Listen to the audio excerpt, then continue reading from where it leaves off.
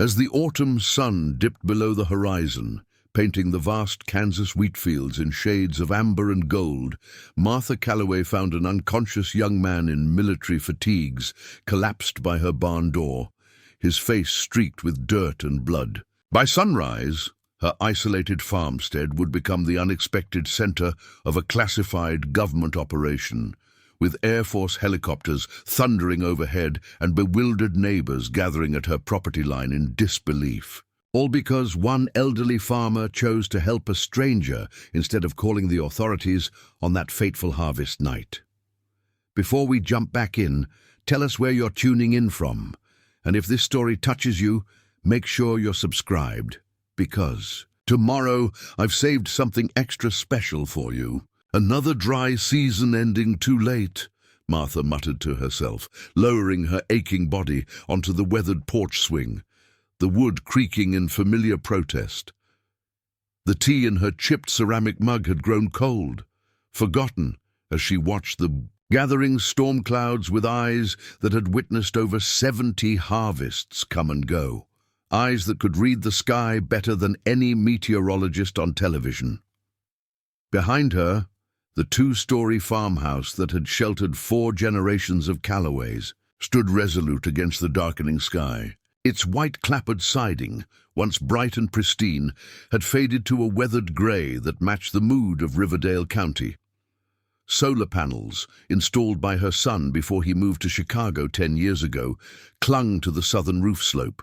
Their efficiency diminished by years of dust and hail damage.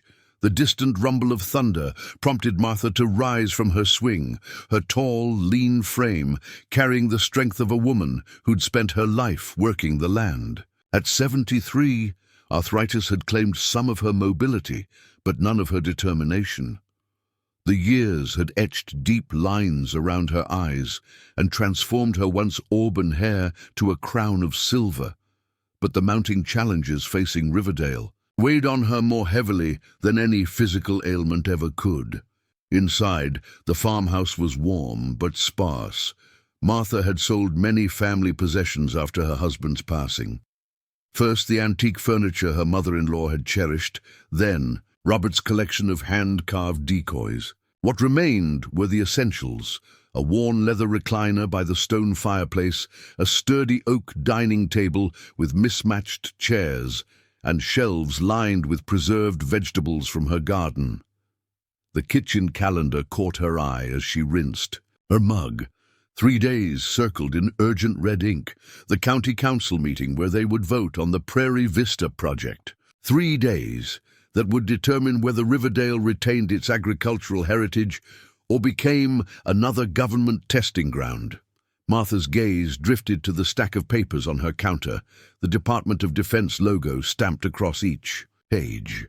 The land requisition and community relocation proposal promised fair compensation, future employment opportunities, and infrastructure investments in nearby counties. What it failed to highlight was the fine print: water rights transfers, forced relocation of multi-generational farms, and the effective end of Riverdale's agricultural tradition. As community council president, Martha had been fighting the proposal for months, rallying the remaining 42 families to resist federal pressure. But the government's promises grew more enticing as the county's economic situation worsened. Last month, the Miller family had sold their century-old homestead. Before them, the Johnsons and the Parkers had given in. Each departure weakened the community's resolve. The old radio on the counter crackled with the evening weather report, the forecaster's voice cutting through intermittent static. Severe thunderstorm warning for western Riverdale County. Damaging winds and flash flooding possible. Residents are advised to secure loose items and avoid unnecessary travel. Martha adjusted the antenna, trying to improve the poor reception. The internet connection, unreliable at the best of times, had failed completely after the last windstorm. The radio and her satellite phone were her only links to the outside world during severe weather. She moved to the window, watching as the first heavy raindrops struck the glass. Her greenhouse, A structure of salvaged windows and carefully maintained irrigation systems stood vulnerable at the edge of her vegetable garden. In better times, it had produced enough organic crops to supply 3 farmers' markets in neighboring towns. Now, it barely sustained her own needs and those of the community barter system that had emerged as younger residents left Riverdale. The rain intensified, drumming against the metal roof. Martha stoked the fireplace, adding a split log from the diminishing woodpile. Electricity was expensive, and the solar system struggled during storms. Wood heat was reliable, a constant in a world of increasing uncertainty. Her dinner was simple: vegetable stew simmering in a cast-iron pot suspended over the coals, homemade bread that was more dense than her daughter's recipe. The result of using heritage grain she grew herself rather than store-bought flour. The meal represented both the hardship and resilience of rural living. As she stirred the stew, Martha's thoughts turned to tomorrow's challenges. The western irrigation channel needed repairs before the heavy autumn rains washed away more of the mountainside. The community greenhouse had developing issues with its heating system. 3 families needed help harvesting their remaining crops before the first frost. Problems multiplied while resources dwindled. Lightning flashed, momentarily bathing the kitchen in harsh white light. The subsequent thunder shook the windows in their frames. Martha added another log to the fire and settled into her recliner. With a worn leather journal, by firelight, she reviewed her notes for the upcoming council meeting: arguments against the Prairie Vista project, alternative economic plans for the county, financial projections that grew more desperate with each. Revision. The government's latest impact assessment claimed their project would bring 300 jobs to the region. What they didn't mention was that those jobs would primarily go to relocated specialists, while local farmers would be reduced to maintenance. Workers and service staff in the planned research complex. The proposed water usage alone would devastate the county's agricultural capacity, redirecting the aquifer that had nourished these farms for generations. Preparing and narrating this story took us a lot of time. So if you are enjoying it, subscribe to our channel. It means a lot to us. Now back to the story. Rain lashed against the windows as the storm intensified. Another flash of lightning illuminated the kitchen, followed immediately by a deafening crack of thunder. The lights flickered and died, leaving only the fireplace's glow. Martha sighed, setting down her pen. Power outages were common during prairie storms. The county's electrical infrastructure had been neglected for decades. She was reaching for the emergency lantern when a sound cut through the storm's rage, a pounding at her back door, desperate and uneven. Martha froze, listening. Few people ventured down her long driveway, even in good weather. During a storm like this, it was almost unheard of. The pounding came again, weaker this time. Martha grabbed the lantern and moved cautiously to the entryway. Living alone on an isolated farm had taught her caution, but the desperation in those knocks overrode her wariness. "Who's there?" she called, approaching the heavy oak door. No answer came, only another feeble knock. Martha unlatched the deadbolt and pulled the door open against the force of the wind. Rain immediately gusted into the entryway, soaking the worn runner rug. In the lantern's glow stood a young man, or rather, he leaned precariously against the doorframe, barely standing. His military fatigues were torn and muddied, his face pale beneath smears of dirt and what looked alarmingly like blood. A nasty gash ran along his temple, and he clutched his left leg as if unable to put weight on it. "Please," he managed, his voice barely audible over the storm. "Help me." His knees buckled. Martha moved with a swiftness that belied her years, catching him before he hit the floorboards. He was heavy in her arms, but adrenaline gave her strength as he trembled violently from cold, pain, or both. "I've got you," she said, managing to help him inside, kicking the door closed behind them. "You're safe now." In the firelight, his injuries looked worse. The gash on his temple still seeped blood, and his uniform was soaked through. His breathing was shallow and quick, signs of shock that Martha recognized from her years as a volunteer, first responder, before the county could afford proper emergency services. She guided him to the couch near the fire, quickly gathering blankets from the nearby chest. The young man's eyes fluttered open as she covered him, revealing alert hazel, eyes that seemed to be assessing his surroundings with remarkable clarity despite his condition. "Where am I?" he began, trying to orient himself. "Riverdale County," Martha answered, already moving to retrieve her first aid kit from under the kitchen sink. "My farm is about 6 miles west of the county road. What happened to you? There's no military base around here." "Transport, vehicle accident," he managed, wincing as he tried to sit up. "Storm came suddenly, communications down."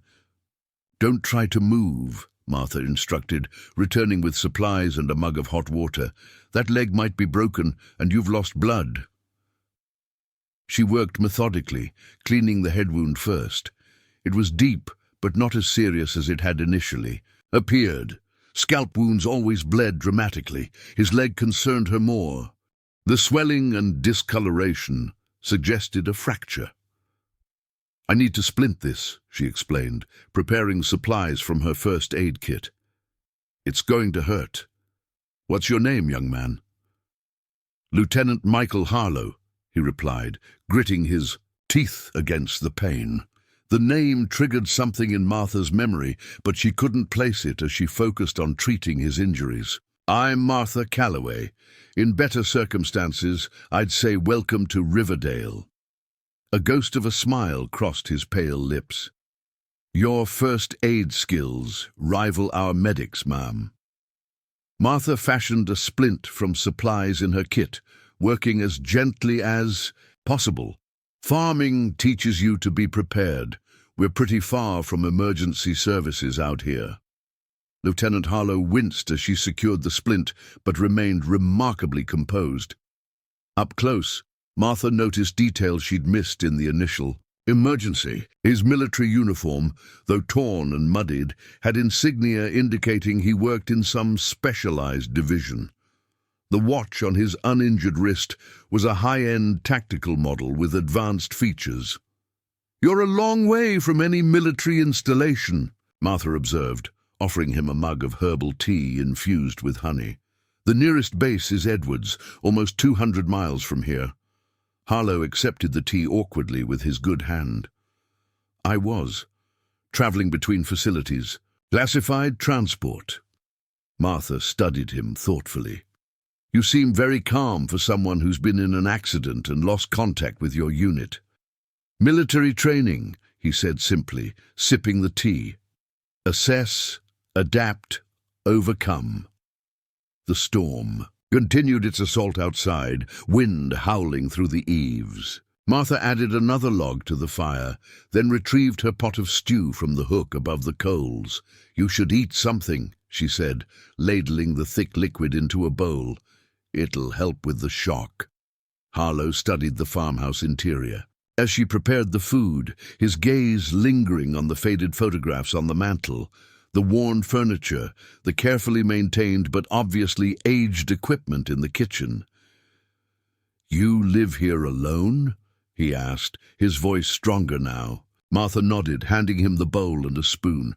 "My husband Robert passed 8 years ago. My children moved away for work. Can't blame them. 4 generations of Calloways have worked this land. I'm the last one left." "It's peaceful," he said quietly, surprising her. Most outsiders saw only the hardship of rural living, not the beauty. "It has its moments," Martha agreed, settling into her chair. Now that the immediate crisis had passed, questions began forming in her mind. Lieutenant Harlow's presence so far from any military base, the calculated way he observed her home, something didn't add up. "What brings the military to our county?" she asked casually. "We don't get many government vehicles on these back roads." Harlow hesitated, sipping his tea before answering. I can't discuss the specifics of my mission, ma'am. Operational security. Martha's satellite phone chirped from the kitchen counter. A message coming through despite the storm. She excused herself to check it, finding a text from Elena Vasquez, the county's only doctor and her closest friend. Road washed out at Miller's Creek. No access to Western County until tomorrow at earliest. Everyone okay out there? She typed. A quick reply. All fine. Have injured military officer here. Will need medical attention when roads clear, before returning to the fireplace. Harlow had set aside his half-eaten stew and was examining a framed map of Riverdale County on the wall, his interest seemingly genuine. This is quite detailed, he observed. Historical, Martha nodded. My husband drew it in the 1970s before the Western Reservoir was built. The county's changed since then, but the essential geography remains. These markings, he pointed to blue lines that webbed across the landscape. Water systems, natural springs, irrigation channels, underground aquifer flows. Martha stepped closer to the map. Riverdale has one of the most unique water tables in the region. 7 natural springs feed our farmland, creating a self-contained ecosystem. Harlow's expression changed subtly, a flicker of something that might have been recognition or calculation. Valuable resource. Life itself out here, Martha agreed. Without our water system, these farms wouldn't exist. Another text chirped through. Elena again. DOD representatives arrived in town today. Emergency council meeting called for tomorrow instead of Friday. Thomas pushing for immediate vote. Martha's expression hardened as she read the message. Thomas Williams had been county commissioner for 8 years and had gradually shifted from community advocate to government sympathizer as the Prairie Vista Project's offers grew more generous. The moved-up vote was a tactical play designed to catch opposition off guard. Bad news? Harlow asked, noting her changed demeanor. Martha hesitated, uncertain how much to share with the stranger, particularly one with military connections. Local politics. Nothing that can't wait until morning. Harlow seemed about to press further when a violent gust of wind rattled the windows, making him start. The movement caused him to wince in pain, reminding them both of his injuries. You need rest, Martha said decisively. I'll make up the guest room. The doctor can't reach us until the road's clear tomorrow, but we've got everything you need. Here for tonight. While Harlow settled into the guest room, her son's old room, preserved almost exactly as he'd left it when he moved to Chicago, Martha returned to the kitchen. The storm showed no signs of abating, and her mind was troubled by the coincidence of Harlow's arrival and the Department of Defense's accelerated timeline. She retrieved a worn photo album from a drawer beneath the bookshelf, flipping through pages of family history. 4 generations of Calloway farmers stared back at her, men and women who had carved a life from this prairie, who had weathered dust bowls, economic depressions, and personal tragedies without surrendering their independence. A newspaper clipping fell from between the pages, the Riverdale Gazette from 6 months ago. The headline read, Prairie Vista Project acquires neighboring Lakewood County properties. The accompanying photo showed military officials and suited government representatives standing before a prairie backdrop, shaking hands with local officials. Martha had almost returned the clipping to the album when her hand froze. There, second. From the right stood a man whose face she recognized. Younger, clean-shaven, dressed in formal military attire rather than torn fatigues, but unmistakably Lieutenant Michael Harlow. The caption confirmed it. Lieutenant Michael Harlow, Department of Defense Geological Survey Division, discusses water resource management with local officials. Martha sat heavily in her chair, the album forgotten in her lap. The injured soldier sleeping in her guest room was the very person orchestrating the geological survey for the Prairie Vista Project, the project threatening to destroy Riverdale, County's agricultural way of life, Lightning flashed outside, illuminating the room in stark white light as Martha contemplated the implications of this discovery. The Department of Defense's geological expert was under her roof, injured and vulnerable, on the very night before a crucial vote that would determine her community's fate. It couldn't be coincidence, but what was his true purpose in coming here alone? Thunder rolled across the prairie as Martha closed the album, her jaw set with determination. By sheltering Lieutenant Harlow, she had unwittingly invited the architect of her community's potential destruction into her home. The question now was how to turn this unexpected development to Riverdale County's advantage. Outside, the rain continued its relentless assault on the farmhouse. Inside, Martha Calloway prepared for a different kind of storm, one that would determine the future of everything she held dear. Tomorrow, when Harlow awoke, the real confrontation would begin. As the night deepened, Martha remained vigilant, checking on her unexpected guest periodically. Harlow slept fitfully, occasionally murmuring in his sleep, fragments about aquifer depth and permeability ratings that only confirmed her suspicions. Each time she looked in on him, the incongruity struck her anew. This young military officer, now vulnerable and dependent on her care, wielded more power over Riverdale's future than anyone alive. In the quiet hours before dawn, Martha sat at her kitchen table, reviewing the Prairie Vista project documents by lantern light. With new context, the carefully worded promises revealed their hollow core. What had been presented as strategic resource development was in reality the systematic dismantling of an independent agricultural community to make way for some kind of classified government installation.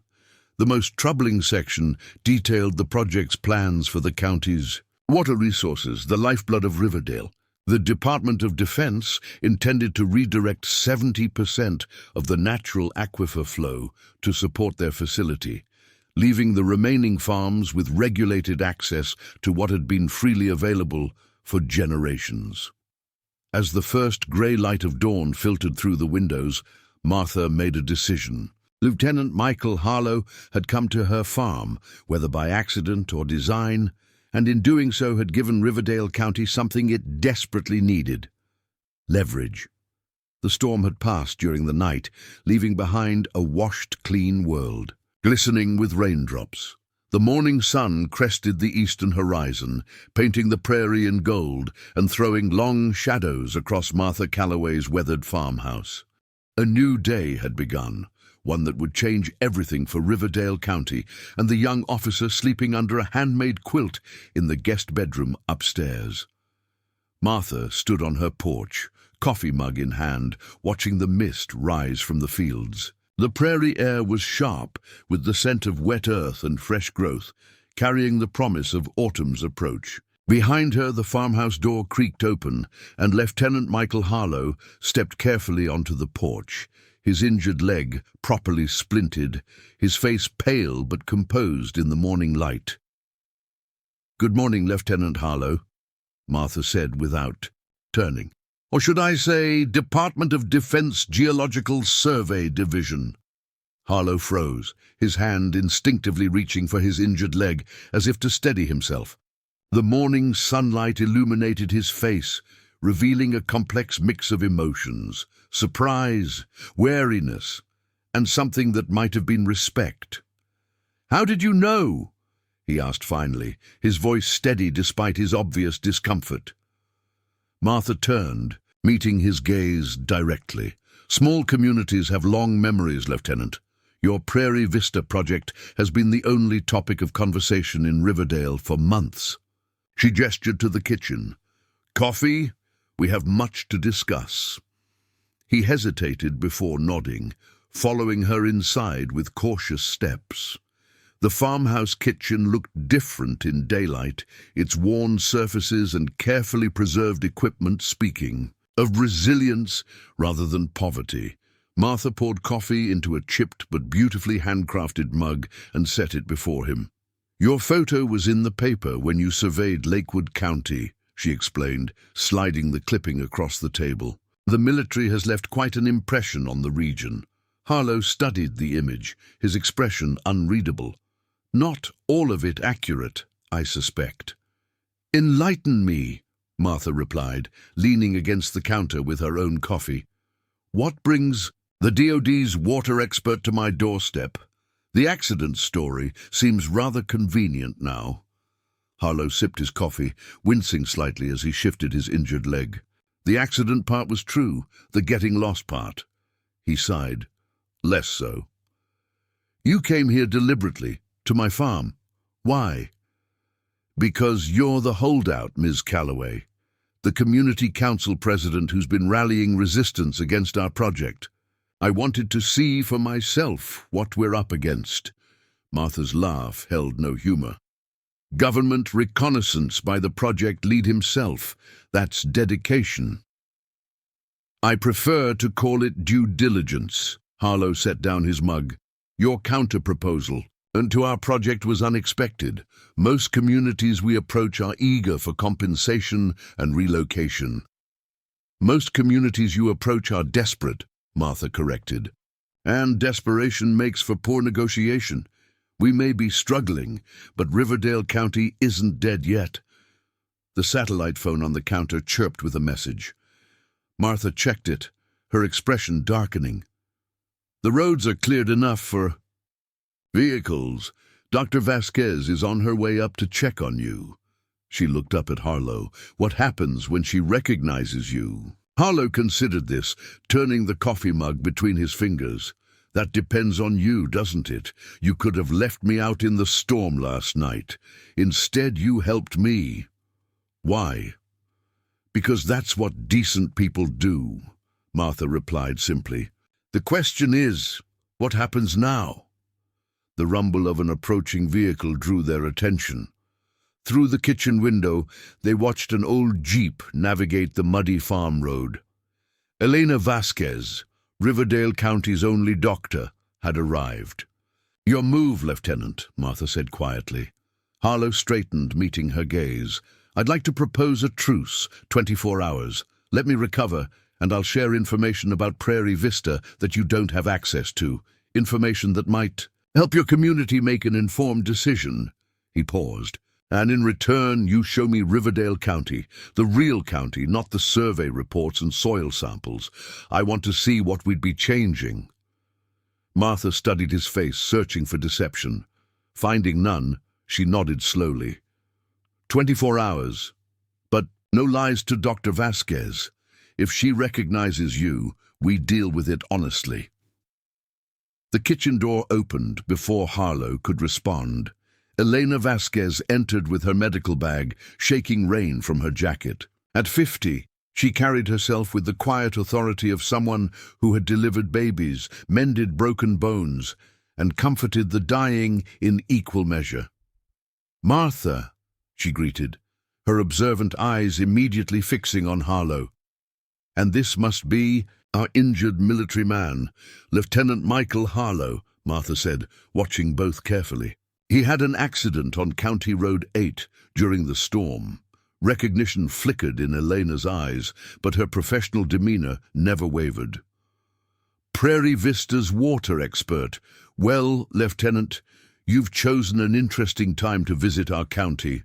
Harlow's chin lifted slightly. Not exactly how I planned to make my entrance. I imagine not. Eleanor set her bag on the table. Let's have a look at those injuries. The examination was thorough and professional. Elena confirmed what Martha had suspected. A clean break in the tibia and a concussion, both requiring proper medical attention but not immediately life-threatening.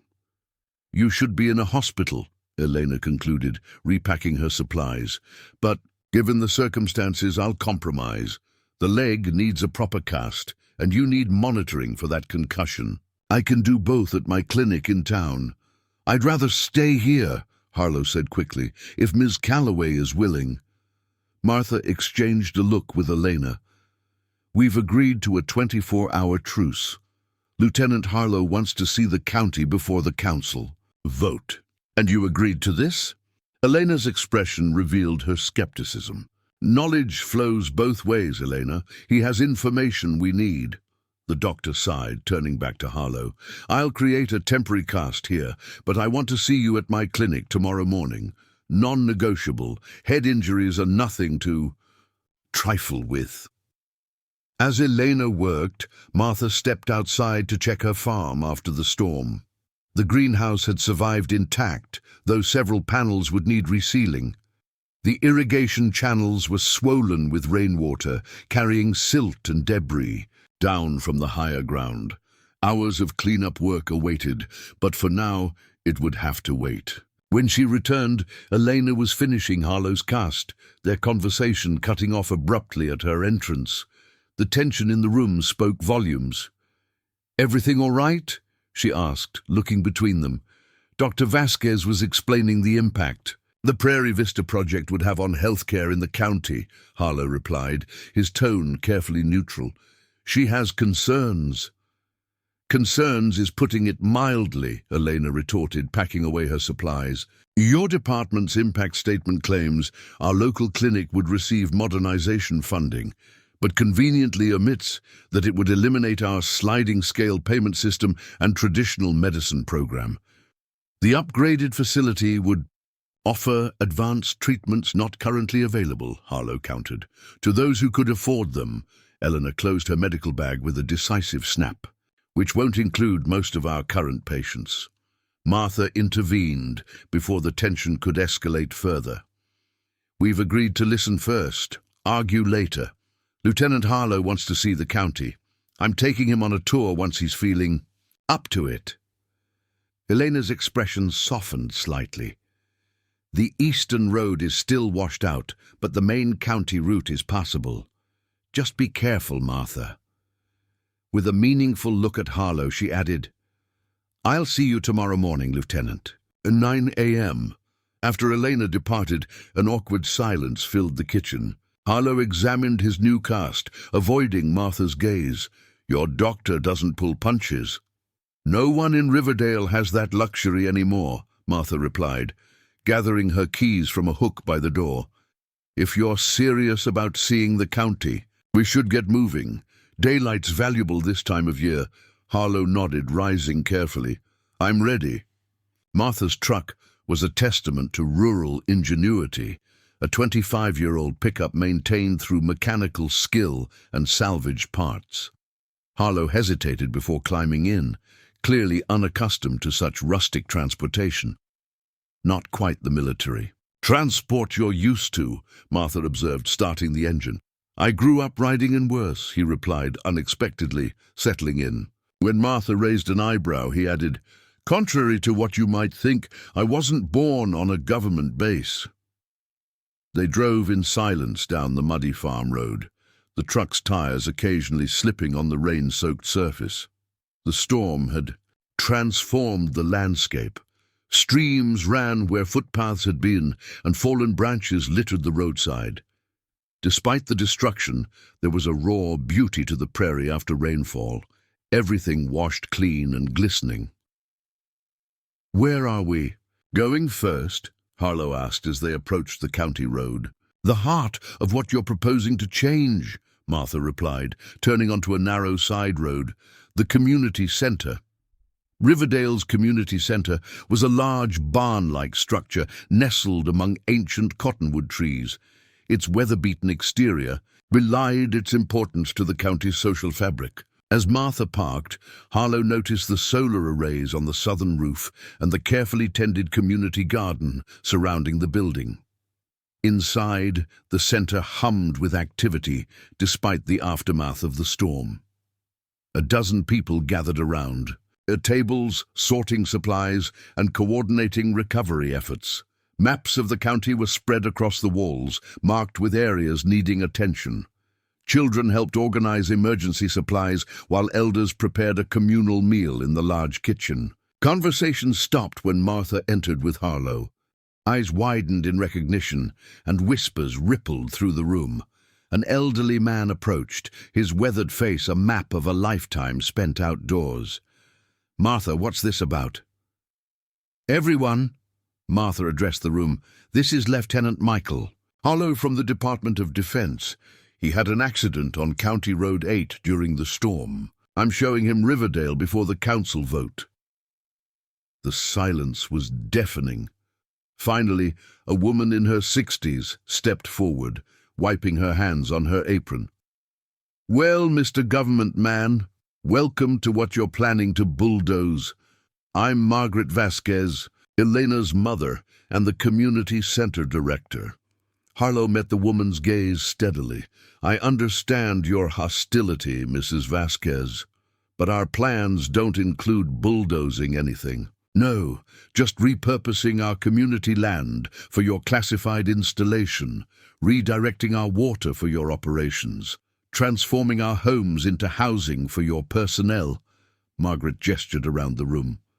"This center has been the heart of Riverdale for 60 years. Your proposal relegates it to a historical exhibit, a quaint attraction for your staff orientation tours." Martha touched Harlow's shoulder, guiding him toward a large bulletin board covered with photographs. "This is what you're not seeing in your survey reports," she said quietly. "This is Riverdale County." The photos told a story decades in the making: community harvests, barn raisings, graduations, weddings and funerals. Generation after generation of county residents, their lives intertwined with the land and each other.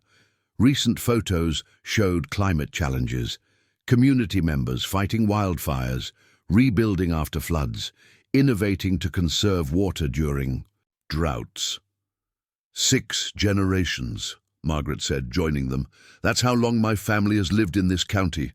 We've adapted to everything nature and the economy have thrown at us.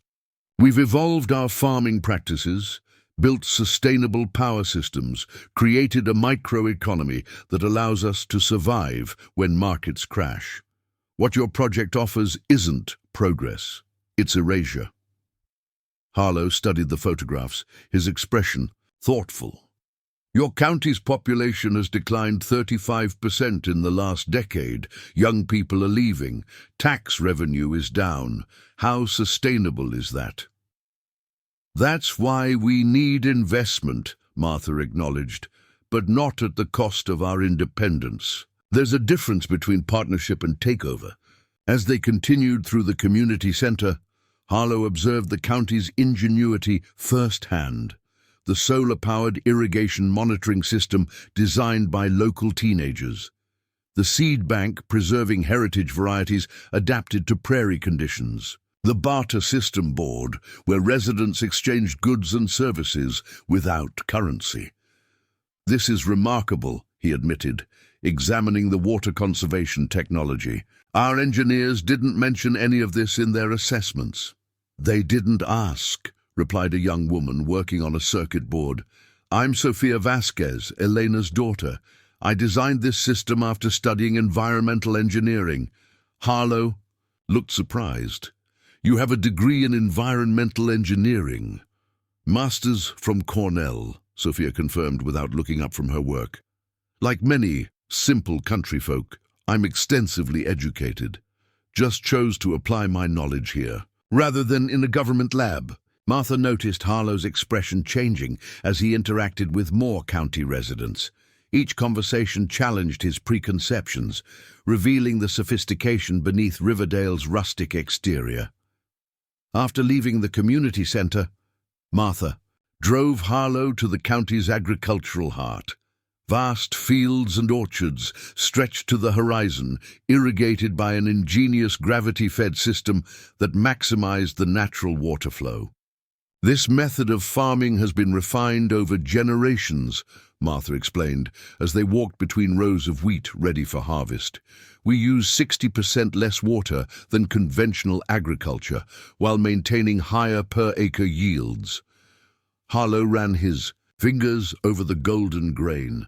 "Our agricultural assessment indicated these methods were outdated and inefficient."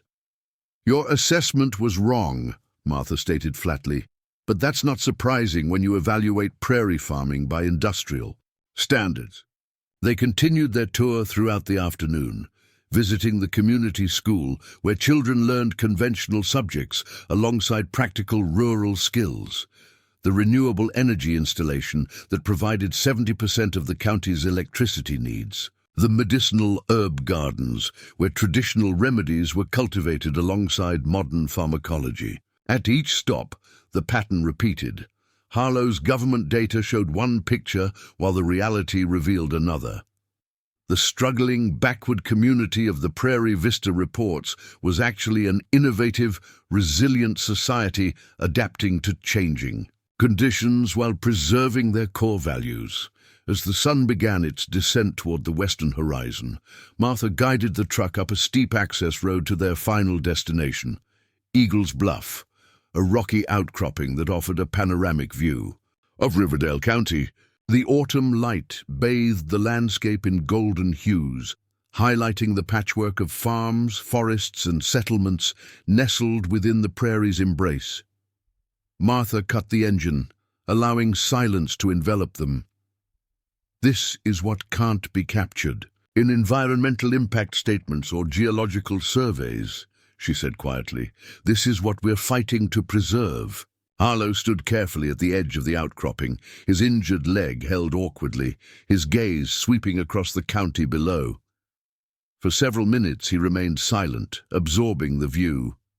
"It's beautiful," he finally acknowledged. "More than I expected."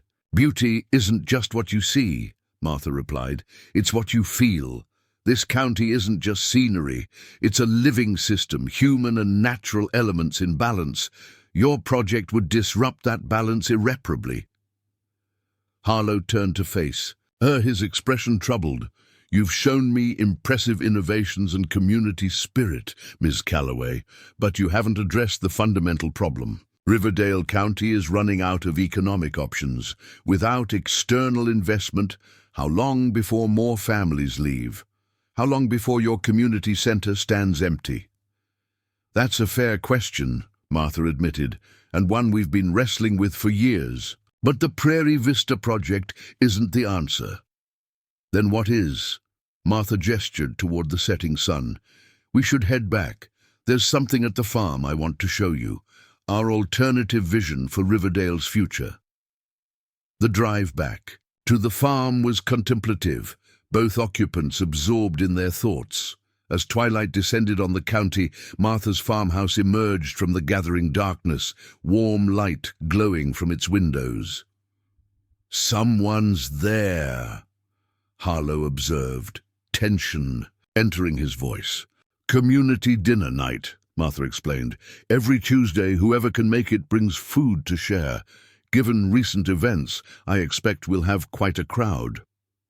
Indeed, several vehicles were parked in the farmyard, and the sound of conversation drifted from the open kitchen door.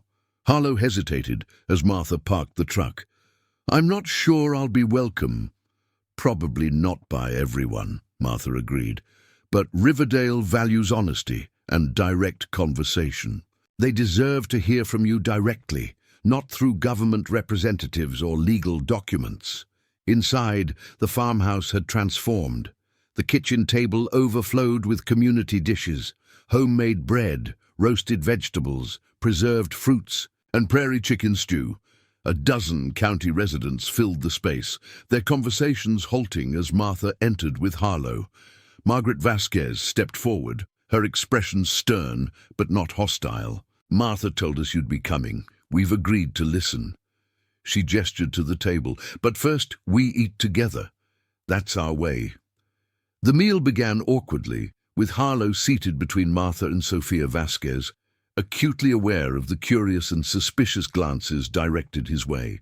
Gradually, however, the natural rhythm of community dining took over. Stories were shared. Children asked blunt questions that adults had been too polite to voice. The conversation turned to the storm's impact on various parts of the county. Harlow spoke little but listened intently. He noticed how problems were discussed collectively, with resources and labor offered without hesitation. When the Miller Farm's root cellar flooding was mentioned, 3 neighbors immediately volunteered to help with cleanup.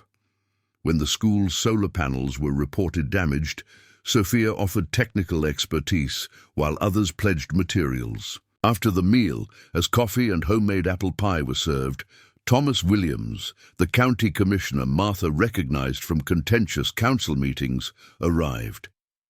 His surprise at finding Harlow seated at Martha's table was poorly concealed. "Lieutenant Harlow," he greeted stiffly, "this is unexpected." "A happy accident, perhaps," Martha suggested, setting a stack of documents on the cleared table.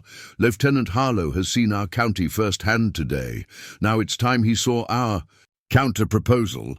The documents Martha spread across the table were comprehensive, detailed plans for Riverdale County's sustainable development that preserved its agricultural heritage while creating new economic opportunities. Solar farming on terrain too poor for crops, ecotourism that complemented rather than replaced traditional livelihoods, educational programs that would bring researchers and students to study the county's unique environmental adaptations. "We call it the Living Heartland Initiative," Martha explained, highlighting key sections. "Development that grows from what we are, rather than replacing it with something else." Harlow studied the proposal with growing interest, occasionally asking clarifying questions that revealed his technical expertise. "This water conservation technology, you've patented it?" Sophia nodded. 3 patents pending. We've been implementing it throughout the county with considerable success.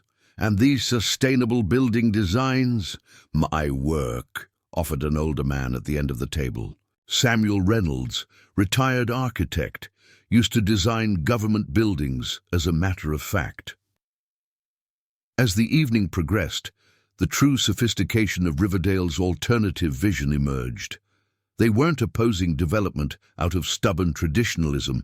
They were proposing a different model of progress, one that valued existing knowledge and community structures rather than discarding them. "The fundamental difference," Martha summarized, "is that the Prairie Vista approach treats our county as a resource to be acquired and repurposed. Our approach treats it as a living system to be nurtured and evolved." Commissioner Williams shifted uncomfortably. The financial projections for the government's proposal are significantly more favorable in the short term. "At what long-term cost?" Margaret challenged. "When the water rights are gone, when the natural systems are disrupted beyond repair, when our children have been transformed from land stewards to government employees, what then?" Harlow remained silent, absorbing the passionate debate around him. The satellite phone chirped, interrupting the discussion. Martha checked the message, her expression darkening. "The Department of Defense has sent additional personnel to town," she announced. "They're calling for an emergency council meeting tomorrow morning to force the vote." All eyes turned to Harlow, who straightened in his chair. "They don't know I'm here." "A convenient coincidence," Commissioner Williams observed skeptically. "No coincidence," Harlow replied, meeting his gaze. "I came to Riverdale deliberately, though not with departmental approval. My superiors have been concerned about my hesitation to proceed with the project as initially planned." Martha leaned forward. "What are you saying?" Harlow looked around the table at the faces of people whose lives would be irrevocably changed by his department's decisions. "I'm saying that after what I've seen today, I have serious questions about our approach to Riverdale County, questions my superiors may not appreciate." A ripple of surprised murmurs circulated through the room. Harlow continued, his voice gaining strength despite his physical fatigue. "Your Living Heartland initiative has elements that could be viable alternatives to our current proposal. With refinement, it could potentially serve both national security interests and preserve what makes this county unique." "You'd consider our counter-proposal?" Martha asked, skepticism evident in her tone. "I'd consider a collaborative approach," Harlow clarified, "one that draws on both government resources and Riverdale's existing innovations." Commissioner Williams scoffed. Your department won't even delay tomorrow's vote. Why would they consider a complete redirection? Harlow's expression hardened with determination. Because I'm still the lead geological expert for this project, and I have data they need.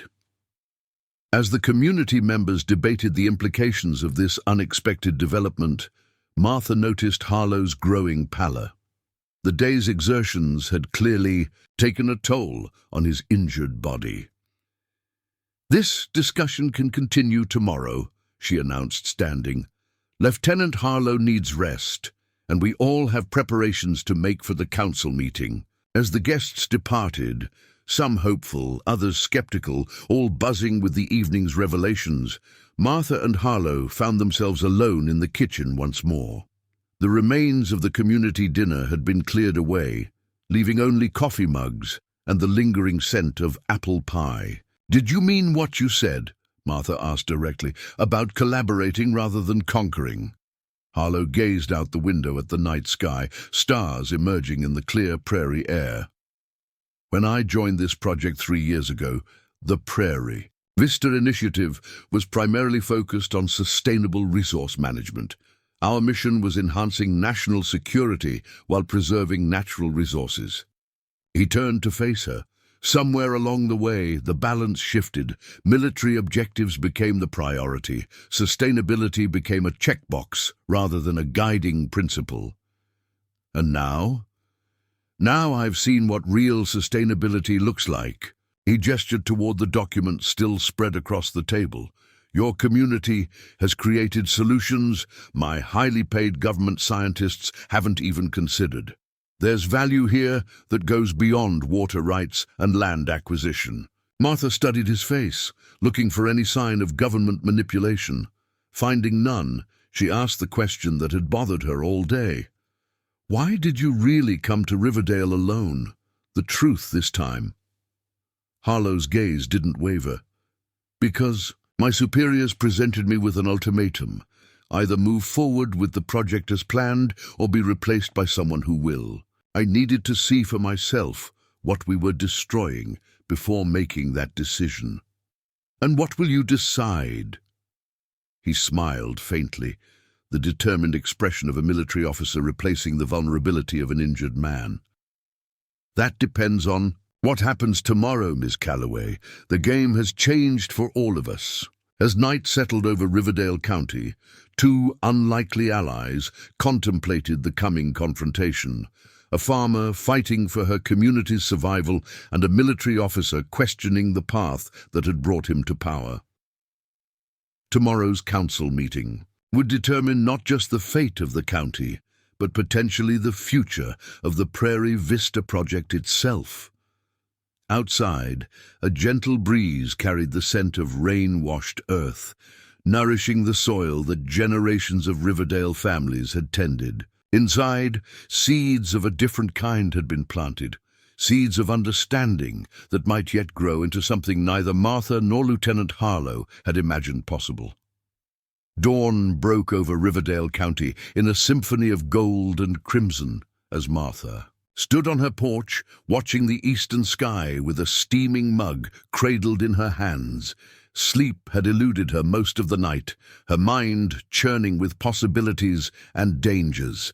Today's emergency council meeting would determine everything, not just for her community, but for the unexpected guest sleeping under her roof. The kitchen door creaked open behind her, and Michael Harlow stepped out, his hair damp from a recent shower, his injured leg held carefully in its cast.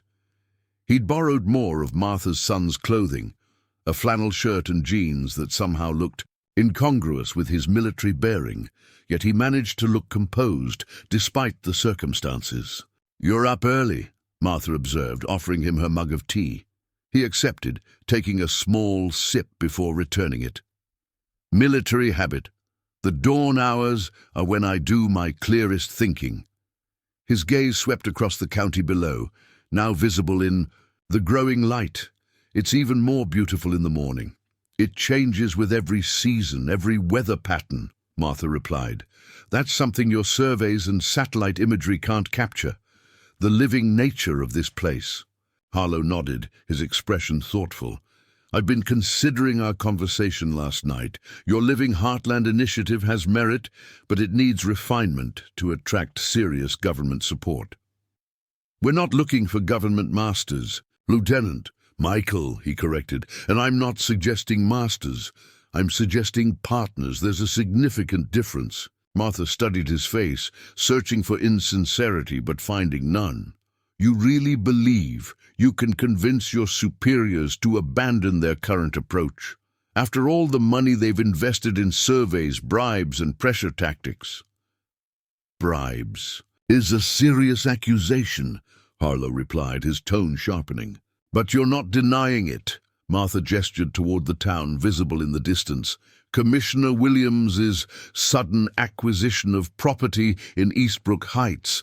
The county treasurer's children attending private universities they couldn't possibly afford. We may be isolated, but we're not blind. Harlow's silence was answer enough. Finally, he sighed, leaning against the porch railing. The department's ethics have evolved since I joined this project. Not all changes have been in keeping with the original mission. And what was that mission exactly? He turned to face her fully, his eyes clear in the morning light. Sustainable resource development that enhances national security rather than undermining it. Progress that preserves what makes an area unique while creating necessary infrastructure. He shook his head. Somewhere along the way, the balance shifted. Military objectives became the priority over long-term sustainability. And now I have a decision to make. Harlow straightened, professional resolve replacing momentary vulnerability. My satellite phone has 12 missed calls from my commanding officer. They're expecting me at the council meeting to finalize the vote. And what will Lieutenant Michael Harlow, geological expert for Prairie Vista, tell them? A slight smile curved his lips. That depends on what happens in the next few hours. We should head to town. I need to see Dr. Vasquez before the meeting. Now he paused. And there's someone I want you to introduce me to. Who? Martha asked, already retrieving her truck keys. Sophia Vasquez, your environmental engineer with the Cornell degree. I have a proposition for her. The drive to town revealed Riverdale County awakening to a day most residents recognized as pivotal in their history. Cleanup crews cleared storm debris from roadways while farmers assessed damage to fields and orchards. Despite the previous day's destruction, there was a resilience to their efforts, a community accustomed to rebuilding after nature's challenges. Dr. Vasquez's clinic occupied a converted Victorian house on Riverdale's main street, its wraparound porch serving as a waiting area for patients. As Martha parked, they noticed Elena standing on the steps, clearly expecting them. Right on time, she observed as they approached. How's the head this morning, Lieutenant? Clearer, Harlow replied, though I suspect that has as much to do with yesterday's revelations as with my recovery. The examination was brief but thorough, Elena checking Harlow's neurological responses and examining the cast she'd applied the previous day. The break is healing properly, but you should see a specialist when you return to base. The concussion symptoms have improved, but I'd still advise against any strenuous activity for at least a week. I'm afraid today won't allow for much. Rest, Harlow responded, adjusting his sleeve over the cast. Is your daughter at the community center this morning? I'd like to speak with her before the council meeting. Elena's expression revealed her surprise. Sophia? She's at the water monitoring station. There's concern about contamination after the storm. Her eyes narrowed. May I ask why the DoD's geological expert wants to speak with my daughter? Because she might hold the key to saving both our futures, Harlow replied cryptically. Martha, can you take me there? The water monitoring station was nestled alongside Riverdale Creek, the county's primary waterway.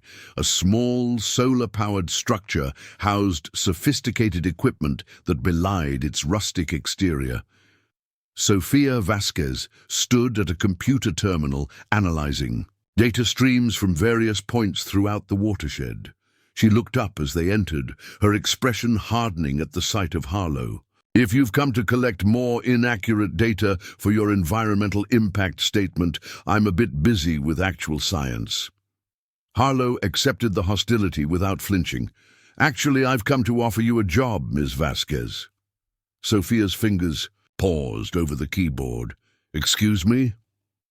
"Your water conservation technology, the patents you mentioned yesterday. The Department of Defense has one of the largest sustainable technology divisions in the country. With proper funding and development, your innovations could be implemented far beyond Riverdale County." Disdain. Martha watched the exchange with growing interest as Sofia's initial hostility gave way to cautious curiosity.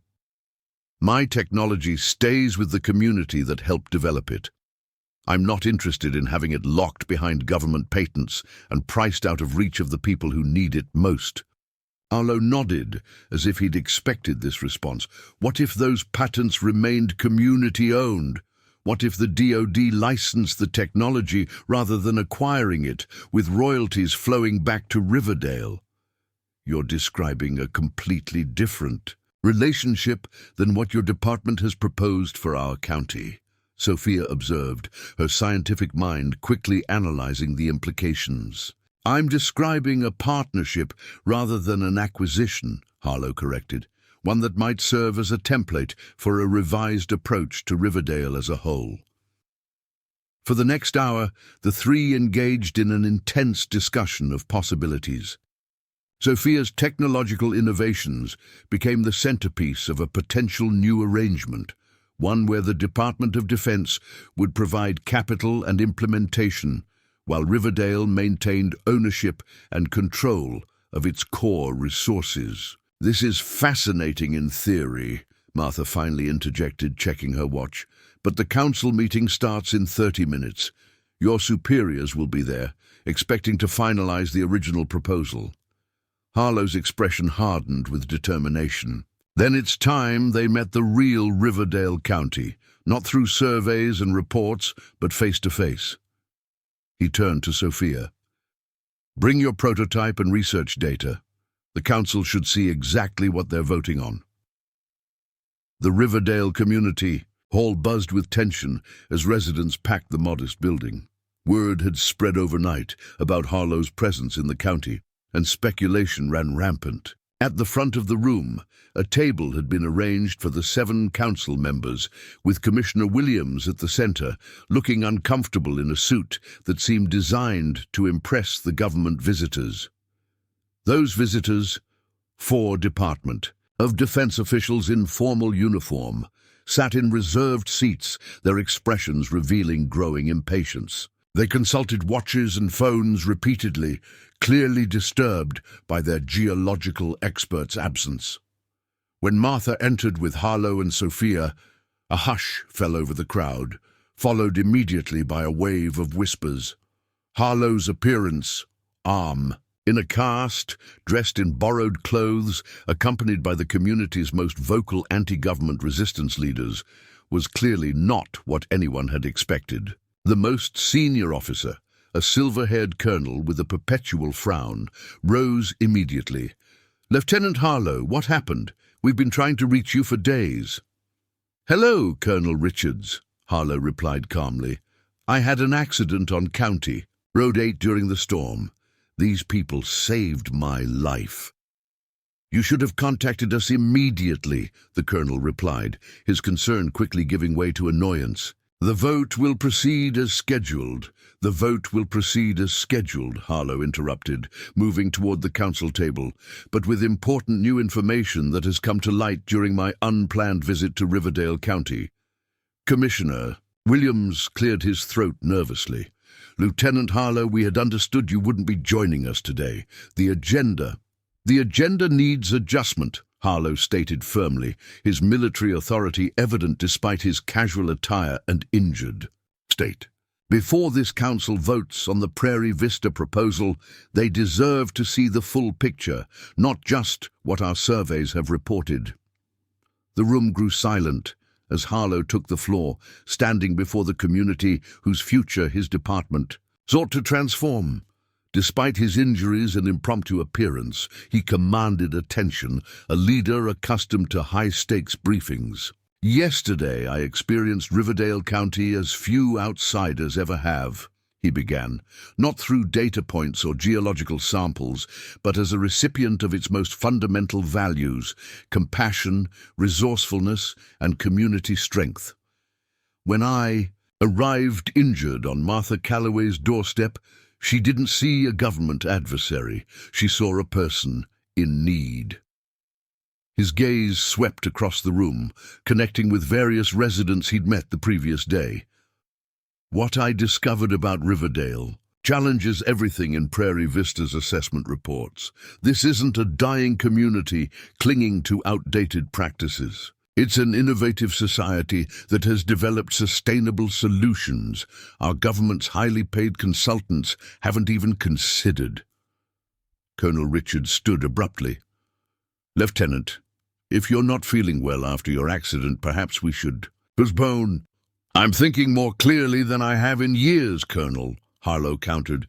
"Sophia, would you please share your presentation?" For the next 20 minutes, Sophia Vasquez demonstrated the water conservation technology she had developed specifically for prairie watershed management, using comprehensive data collected over 5 years. She showed how Riverdale had actually increased water efficiency while neighboring counties struggled with diminishing resources. "This technology alone," Harlow explained, turning to his superior officers, "could revolutionize the department's approach to water management at all. Our installations, and it's just one of several innovations this community has created out of necessity." The DoD officials exchanged concerned glances as Harlow continued, systematically dismantling the narrative that had driven their development strategy. He highlighted the community's renewable energy solutions, sustainable agricultural practices, and resilient social structures, all resources that would be destroyed under Prairie Vista's current proposal. "The Living Heartland Initiative," he concluded, holding up the document Martha had shown him the previous evening, "offers an alternative approach that preserves what makes Riverdale valuable while creating new opportunities for both the community and national security interests." Colonel Richards' face had grown increasingly flushed during Harlow's presentation. "This is highly irregular, Lieutenant. The department approved a specific development strategy after years of planning. You can't simply arrive at the final vote and propose an entirely new direction." "Actually, Colonel, as the geological lead for this project, that's exactly what I can do," Harlow replied, his voice level but firm, "especially when our approved strategy is based on fundamentally flawed assumptions and incomplete data." "The security implications," began another officer, a major with a calculator-like precision to her movements. "Are short-sighted," Harlow interrupted. "They prioritize immediate facility needs over sustainable resource management. The Living Heartland approach actually projects stronger long-term security with significantly reduced environmental remediation costs." Commissioner Williams, sensing the shifting dynamics, attempted to regain control of the meeting. "Perhaps we should proceed with the scheduled vote. I move to table the vote pending review of this new information," called out an elderly council member whom Martha recognized as former school principal Helen Rodriguez. "If Prairie Vista's own lead scientist is questioning their proposal, we would be irresponsible not to reconsider." The motion quickly gained a second, and despite the commissioner's visible discomfort, parliamentary procedure required him to call for a show of hands. The vote to postpone was unanimous among council members, with only Williams himself abstaining. As the formal meeting dissolved into animated discussion groups, Colonel Richards cornered Harlow near the water cooler, his controlled military veneer barely masking his anger. "What exactly do you think you're doing? The department will not tolerate this kind of unilateral action."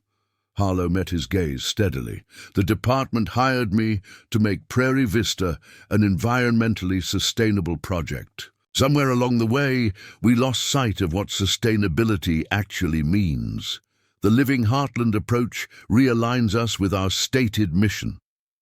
It realigns us with delayed implementation and reduced strategic advantage," Richards countered. "Short-term thinking is what's destroying communities like Riverdale," Harlow replied, "and destroying the department's reputation in the process.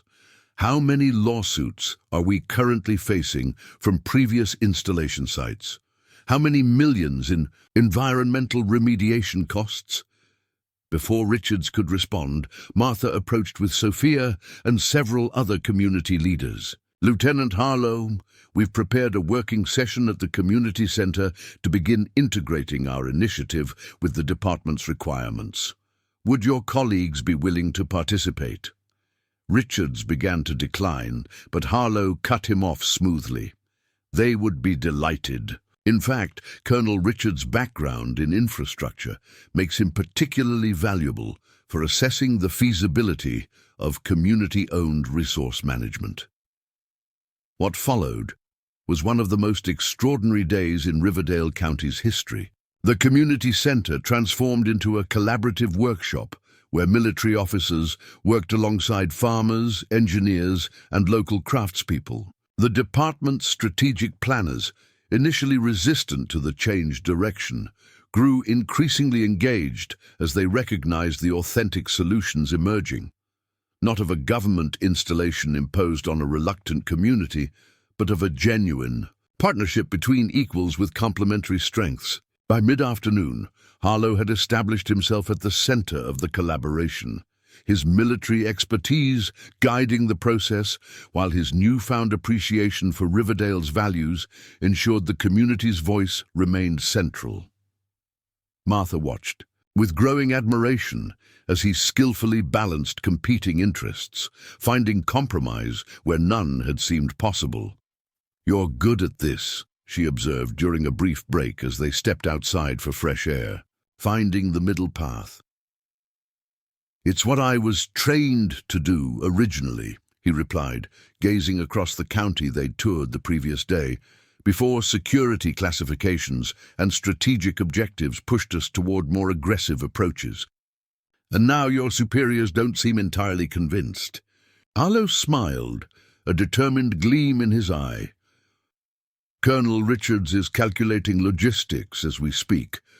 Once he realizes the reduced liability and sustainable resource management, his resistance will fade. Major Sandoval is already intrigued by the technological potential of a truly collaborative model. The others will follow. And if they don't," his expression hardened slightly, "then the department will need a new geological expert, and I'll need a new career path for my next chapter." She turned to face him directly. "Your community has something priceless, Michael. Not just natural resources, but a vision of progress that doesn't require destruction of what came before. That's worth fighting for, even if it costs you your position." "Some principles are worth the risk," he replied simply. "Something I think you understand better than most." As the sun began its descent toward the western horizon, the collaborative session produced its first tangible outcome, a framework agreement that would preserve Riverdale's agricultural character while creating a joint venture focused on developing and implementing the community's technological innovations. The department would provide capital and implementation resources. Riverdale would maintain control of its land and water resources. The DoD officials, initially skeptical, had gradually become engaged in the process. Colonel Richards' logistical expertise had actually strengthened the implementation plan, identifying resource efficiencies the community hadn't considered. Major Sandoval's technological background had shaped a compatible infrastructure approach, and that would serve both military and civilian needs. As the session concluded, Harlow stood to address the assembled group, a blend of military personnel and community members who had begun the day as adversaries and ended it as tentative collaborators. "What we've created today isn't just a memorandum of understanding," he observed, his voice carrying through the community center. "It's a new model for development, one that honors the past while building toward the future, one that recognizes the value of community knowledge alongside government resources." Colonel Richards approached him as the meeting dispersed, his expressions suggesting an internal struggle between military pragmatism and grudging respect. "This isn't what the department sent you to accomplish, Lieutenant." "No, it's something far better," Harlow replied. "Something that will distinguish Prairie Vista from every other government project that faces years of litigation and community resistance. Something sustainable in the truest sense of the word. The strategic objectives will still need to be met," Richards reminded him. "And they will be," Harlow finished for him. "But with reduced environmental impact, community support rather, and then resistance, and innovative technologies we hadn't even considered. Present it properly, Colonel, and they'll see this as visionary rather than conciliatory." As evening descended on Riverdale County, a spontaneous celebration emerged at Martha's farm. Community members arrived with dishes and drinks. Musicians unpacked instruments on the porch, and the warm glow of lanterns transformed the weathered farmhouse into a beacon visible across the prairie. Harlow, still wearing Martha's son's borrowed clothes, found himself welcomed into conversations and activities that would have been unimaginable 24 hours earlier. Children approached without hesitation to ask about his caste. Elders shared stories of the county's history. Young innovators like Sophia discussed possibilities for expanding their work beyond Riverdale's boundaries. Martha found him sitting on a wooden bench beneath her oldest apple tree, watching the community celebration with a contemplative expression. "Having second thoughts?" she asked, offering him a glass of homemade cider. He accepted the drink, sipping it appreciatively. "Not about the decision, just considering the path that brought me here." He gestured toward the gathering. "I've spent 7 years in military service, surrounded by people whose primary concern was national security at any cost. One night in Riverdale has reminded me what genuine security actually looks like. It's not always visible in strategic assessments," Martha agreed, settling beside him. "But it should be," Harlow replied with sudden intensity. "That's what sustainable development was supposed to measure, not just resource acquisition, but community well-being, environmental health, cultural preservation. Somewhere along the way, the department reduced sustainability to a checkbox." Martha studied his profile in the lantern light, recognizing the conviction in his expression. "So what happens tomorrow when you return to that world?" "I bring this experience with me," he answered simply. "The department has an opportunity to pioneer a truly different approach to resource management, one that partners with communities instead of consuming them. If my superiors embrace that vision, we move forward together. If not..." He shrugged, wincing slightly at the movement of his injured leg. "You'd really walk away from your position, everything you've built?"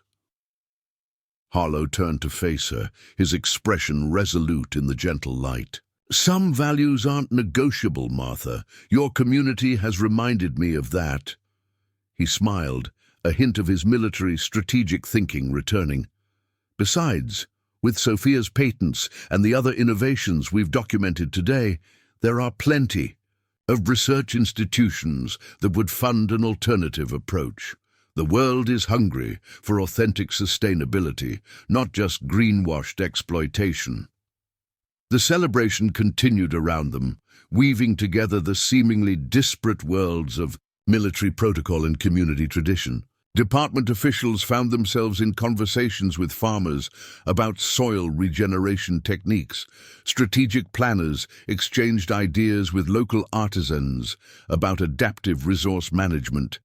Engineers consulted with multi-generational agricultural families about water management practices refined through decades of practical experience. As midnight approached, Elena Vasquez joined Martha and Harlow beneath the apple tree, carrying a medical bag. "Time to check that head of yours, Lieutenant. Military revolution is no excuse for neglecting concussion protocols." Harlow submitted to the examination with good humor, answering Elena's questions while the doctor checked his pupils and reflexes. "You've healed remarkably well," Elena observed, packing away her equipment. "Though I suspect your superior officers might disagree about your cognitive function after today's reversal." Harlow laughed, the sound genuine and unguarded. "They certainly question my judgment, but the data is winning them over. Colonel Richards hasn't looked up from his tablet in hours, recalculating resource projections based on today's framework." "And tomorrow?" Eleanor asked, her tone serious despite the festive atmosphere around them. "When you leave Riverdale and return to military headquarters, will today's vision survive the transition?" It was the question that hung unspoken in the night air. Would this unexpected collaboration endure beyond the immediate circumstances of Harlow's accident and presence? Would military priorities reassert themselves once he returned to department headquarters?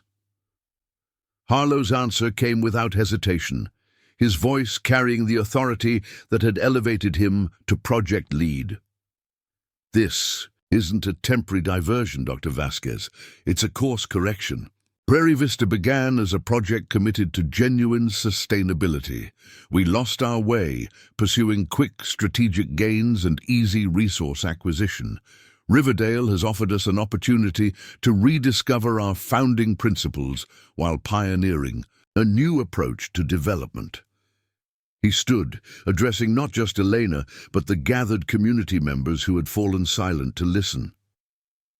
"What we've started today doesn't end when I leave this county. It begins. The framework we've created, community ownership, government partnership, shared innovation, becomes the template for Prairie Vista's future endeavors." Colonel Richards approached, having overheard Harlow's declaration. "The department will require convincing, Lieutenant. This represents a significant strategic shift." "Then we'll convince them," Harlow replied without hesitation. "With resource efficiency projections, reduced liability assessments, and sustainability metrics that actually measure what matters. Riverdale becomes our case study in truly sustainable development, a model that others will follow once they see the results." The community gathering continued late into the night, a blend of celebration and strategic planning. As residents gradually departed for their homes, Harlow found himself walking with Martha along the edge of her wheat field. The county spread beneath them, bathed in moonlight. 24 hours ago, I was fighting to keep you from taking this land out from under my community," Martha observed. "Now we're planning a joint venture that could transform both our futures." "Life takes unexpected turns," Harlow replied. "The best innovations often emerge from unexpected circumstances. My accident forced me to see Riverdale through new eyes, not as a strategic acquisition on a map, but as a living community with knowledge and values worth preserving." They stopped at the ridge point where they had stood the previous day, the county now transformed by moonlight rather than sunset. Riverdale's scattered lights twinkled below like earthbound stars, each representing a home or business connected to the community's shared history. "Tomorrow will bring challenges," Martha acknowledged. "Your superiors, our community members, not everyone will embrace this new direction immediately." Harlow nodded, his expression thoughtful in the silver light. "True change never comes easily. But the alternative, continuing on paths that destroy communities like yours and corrupt departments like mine, That's not a future worth building. As they turned back toward the farmhouse, now quieted as the celebration wound down, Harlow paused, looking up at Martha with a mixture of gratitude and newfound purpose.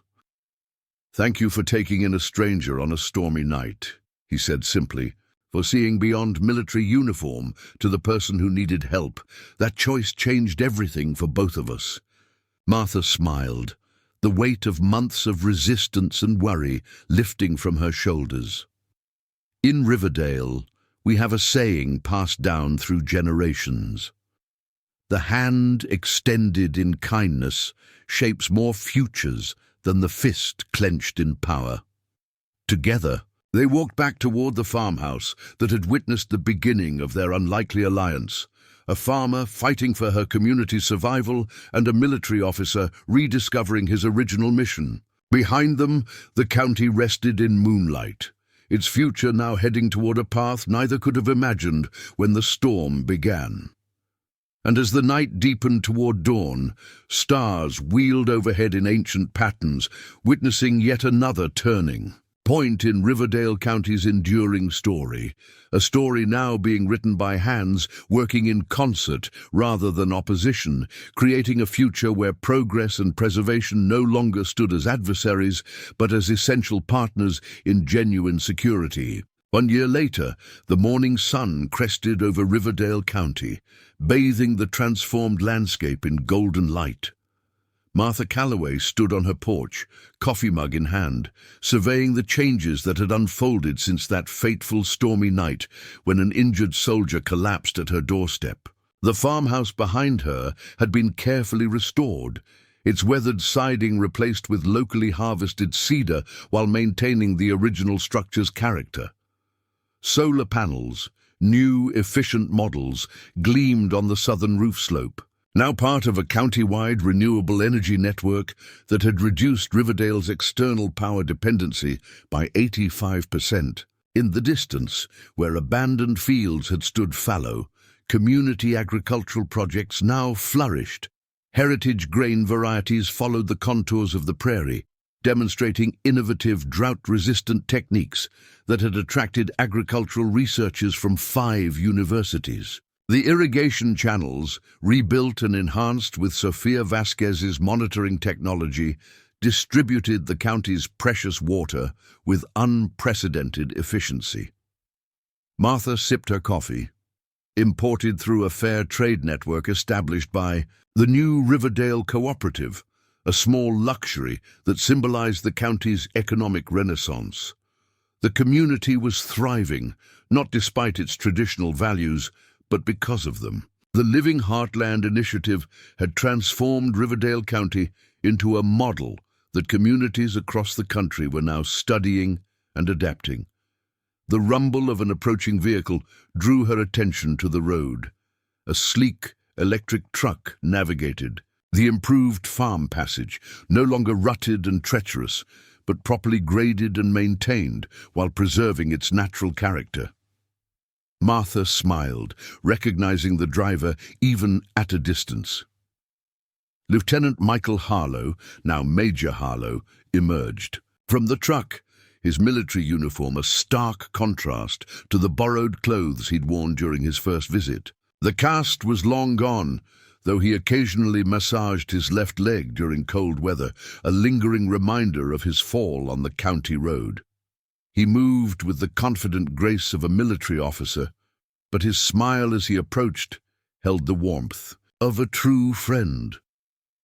"Right on time," Martha observed, offering him a mug of coffee from the tray she'd prepared. "Some habits die hard," he replied, accepting the drink. "The Defense Department briefing ran late last night, but I wouldn't miss today's ceremony. 1-year anniversaries only come once." Together they stood in companionable silence, looking out over the county that their unlikely partnership had transformed. The community center flags fluttered in the distance, colorful pennants announcing the day's celebration. People were already gathering, arriving from throughout the region to witness what many publications had dubbed the Riverdale model in action. The governor's helicopter just landed at the new pad, Harlow noted, checking his phone. And 3 more research teams have requested access. This little county has captured quite a lot of attention. Too much, some might say, Martha replied with a wry smile. Margaret threatened to chase reporters off her property with a rake if they trampled her heritage tomatoes again. Harlow laughed, the sound free and genuine, so different from the controlled military chuckle he'd once employed. Some things never change. He paused. Speaking of which, how's the implementation coming for the Wellston County project? We'll present it at the community dinner tonight. Sophia and her team have adapted the watershed management system specifically for their cold country conditions. If the department supports their implementation, Wellston could transform those abandoned mines into productive agricultural spaces within 3 years. The mention of the Department of Defense no longer created tension between them. In the year since their partnership began, the Prairie Vista project had undergone a transformation as remarkable as Riverdale County itself. Harlow had emerged from his accident with a clear vision and the determination to implement it, challenging his superiors to embrace a truly sustainable development model that partnered with communities rather than consuming them. It hadn't been easy. 2 senior officers had requested transfers during the initial transition. Strategic planners had questioned the shift in methodology. But as the operational results began to materialize, reduced implementation costs, decreased environmental impact, innovative technologies developed through community partnerships, opposition had gradually transformed into cautious support. We should head to town, Martha suggested, noting the time. People will be gathering at the community center for the opening remarks. They chose to walk rather than drive, following the path that wound through wheat fields now managed using regenerative agricultural techniques. The crops had responded with abundant harvests, their produce commanding premium prices through the department's new Rural Sustainability Initiative. I received the latest impact assessment this morning, Harlow mentioned as they walked. Riverdale's economic indicators have improved 65% since last year. More importantly, population decline has reversed.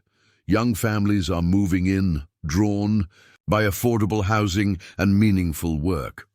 Martha nodded, unsurprised by the statistics that confirmed what she witnessed daily. The real measure isn't in the numbers, it's in the community's spirit. People believe in their future again. They're planning for generations ahead, not just surviving until the next season. That's what sustainable truly means. The strategic success is important, Harlow agreed, but it's the resilience that matters, the ability to weather economic and environmental challenges while preserving what gives a community its character. As they crested the final hill before town, Riverdale revealed itself in the morning light. The village had been revitalized without being reinvented. Historic buildings stood alongside carefully designed new structures that complemented rather than dominated the landscape.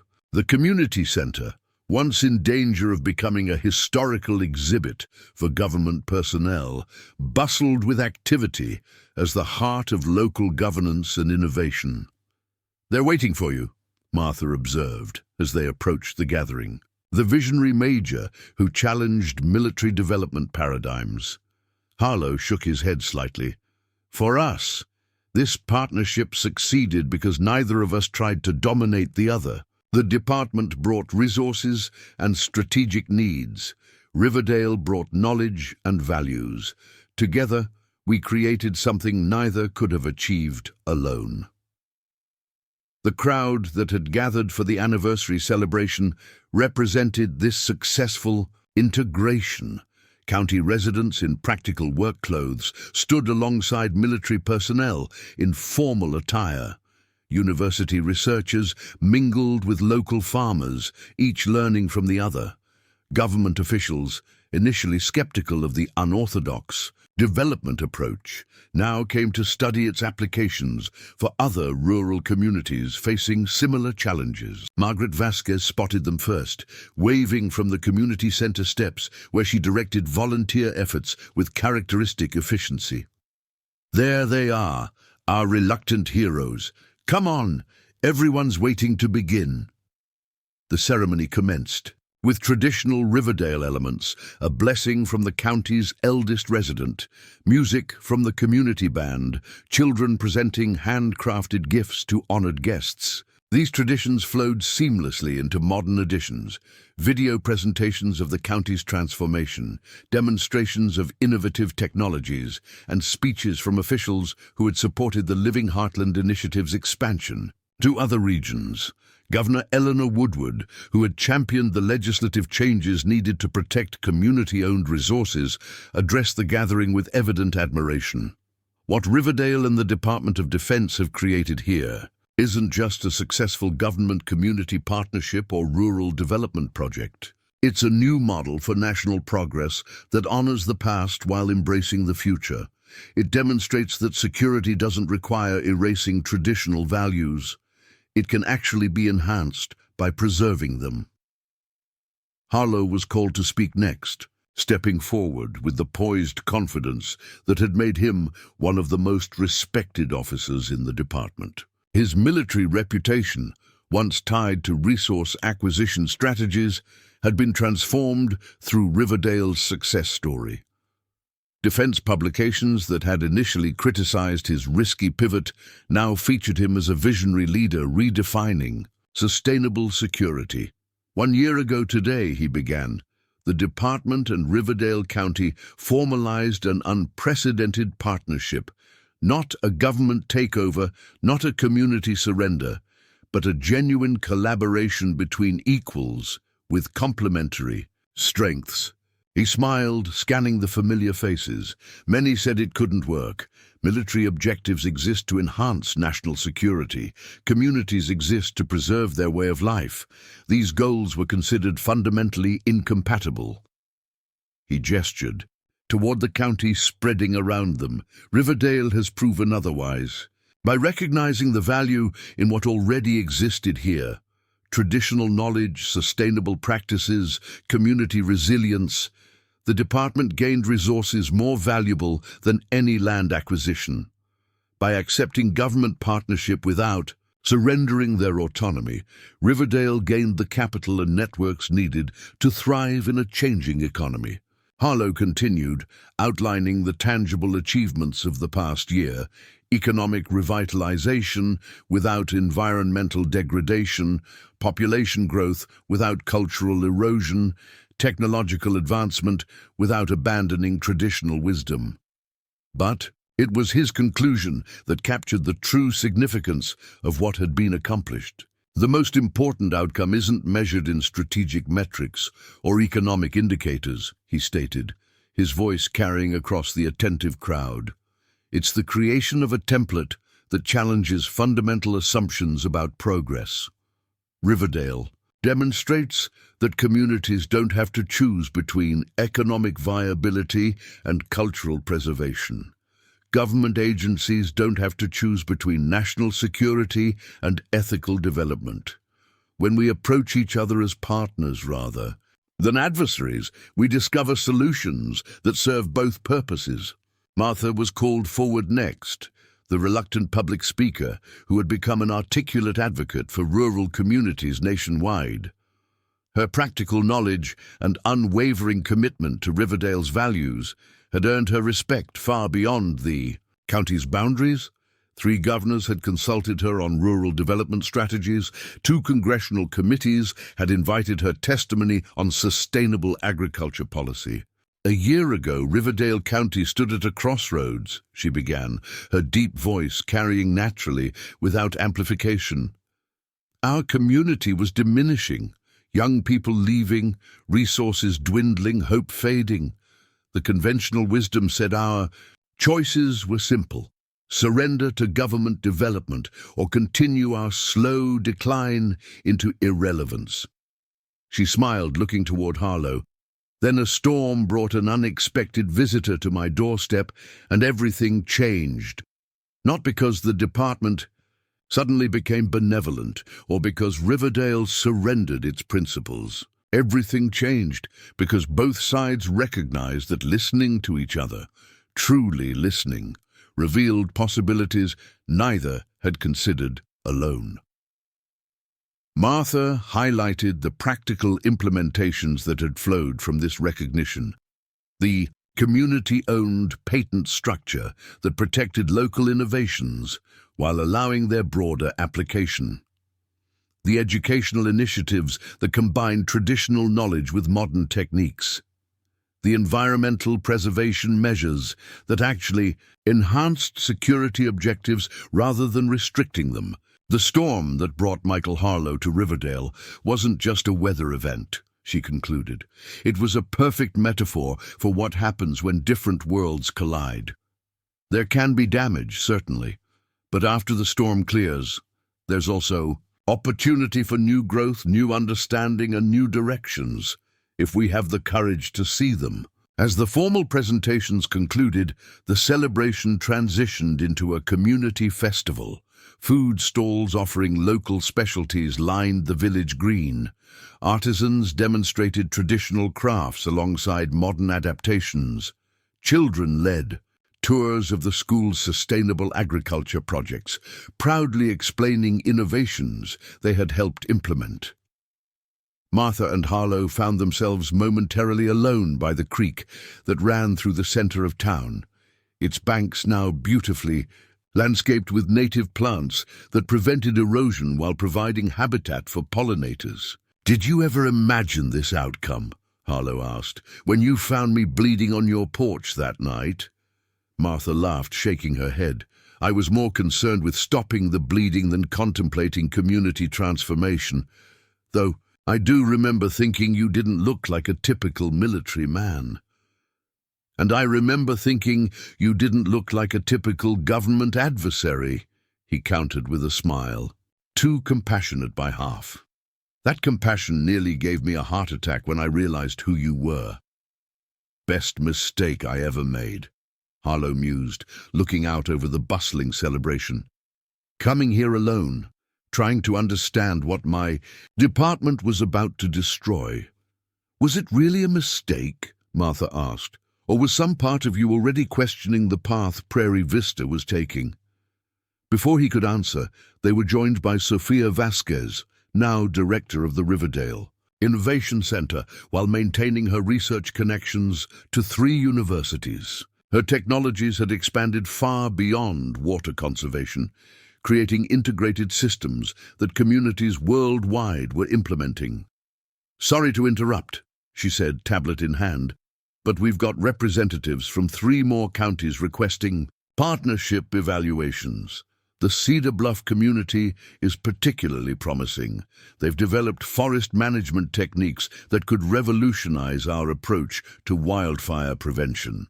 Harlow nodded, immediately shifting into his professional role. "Schedule initial consultations. Make sure our assessment teams include both technical and cultural specialists.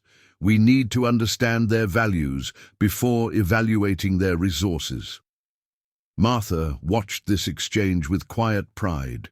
The transformation in both over the past year reflected the larger changes their partnership had catalyzed. Harlow had rediscovered his original mission, evolving from military acquisitioner to collaborative innovator. Sophia had expanded her technical brilliance into organizational leadership, proving that scientific genius and human understanding could coexist in the same person. As afternoon progressed into evening, the celebration continued with a community dinner that had become one of Riverdale's most cherished traditions. Long tables stretched across the village green, laden with dishes that represented both heritage, recipes, and innovative cuisine. County residents and visitors broke bread together, the barriers between locals and outsiders dissolving in shared appreciation for good food and meaningful conversation. Commissioner Helen Rodriguez, who had replaced Thomas Williams after his suspicious real estate dealings came to light, stood to propose a toast. To partnerships that preserve rather than destroy, to progress that honors tradition, to Riverdale, and the department, showing us all a better way forward. Glasses raised throughout the gathering, crystal and mason jars alike, catching the golden light of the setting sun. The moment crystallized everything the past year had achieved, not just economic revival or environmental protection, but a fundamental reimagining of how different worlds could interconnect. As twilight deepened into evening, lanterns illuminated the village green, and musicians gathered for the traditional anniversary dance. Harlow, who had arrived in military uniform, now wore a borrowed casual shirt more suited to celebration. Martha, having exchanged her work clothes for a clean dress, found herself pulled into conversations with visitors eager to understand Riverdale's transformation. The secret ingredient isn't technological or financial, she explained to a group of officials from a neighboring state. It's respect. The department approached us as a community with valuable knowledge, not just as property to be acquired. We approached them as potential partners, not just government raiders to be resisted. That fundamental shift in perspective made everything else possible. Later, as the celebration continued around them, Martha and Harlow took a moment to climb the small hill overlooking the village green. From this vantage point, the entire county was visible. The revitalized town center with its warm lights, the agricultural projects extending across the prairie, the research facilities nestled respectfully into the landscape, and beyond them, all the eternal horizon that had witnessed generations of human struggle and adaptation. Sometimes, I still can't believe how it all unfolded, Harlow admitted, the honest vulnerability he rarely showed in military settings emerging in the privacy of friendship. One misstep on a county road changed everything. For me, for the department, for Riverdale. Was it really just a misstep? Martha asked quietly. Or was some part of you already searching for a different path? Harlow considered this, watching the celebration below. I was questioning our direction before I came. To Riverdale, he finally acknowledged. The department was pushing for faster acquisition, more aggressive development. Communities were resisting, filing lawsuits, generating negative publicity. Our sustainability commitments had become checkboxes rather than guiding principles. So you came to see for yourself. I came to understand what we were destroying, he corrected. To witness firsthand what our surveys and impact statements couldn't capture. I never expected to find innovations we could learn from, or values that would realign my own. Martha nodded, understanding the complex journey that had brought them both to this moment. And now, with Riverdale established as a successful model, what's next for the visionary major? Harlow smiled, his expression combining military determination with newly discovered wisdom. Expansion, but not in the traditional sense. We're identifying other communities with unique knowledge and practices worth preserving, offering partnership rather than acquisition, creating a network of living heartland developments that each maintain their distinctive character while sharing resources and innovations. The anti-military strategy, Martha observed, with a hint of irony. The truly sustainable strategy, Harlow corrected. The department's operational efficiency has increased 47% since we implemented the Riverdale model. Our environmental impact has decreased by 60%. Personnel satisfaction and retention have reached record levels. It turns out that doing the right thing can also be the strategic thing when you take a long enough view. As night settled over Riverdale County, the celebration continued with a significance that extended far beyond a single community's revival. What had begun with a simple act of compassion, a farmer helping an injured stranger, had catalyzed changes that were reshaping approaches to development across the country. The following morning dawned clear and bright, the county washed clean by gentle overnight rain. Martha found Harlow at the eastern edge of her wheat field, watching the sunrise with a contemplative expression. "Early riser, as always," she observed, joining him with fresh coffee. "Old habits," he replied, accepting the offered mug, "though these days I'm watching sunrises by choice rather than military necessity." He gestured toward the county below. "I wanted one more look before heading back. Department meetings and strategic reviews seem so artificial after being here." "You could stay longer," Martha suggested. "The defense team won't collapse without you for another day." Harlow smiled, shaking his head. "They might not, but there are 3 community partnership evaluations waiting for my review, and the Wellston proposal needs finalization before next week's presentation. The work continues." They walked together through the wheat field, golden stalks rippling in the morning breeze, stretching in ordered rows across the prairie.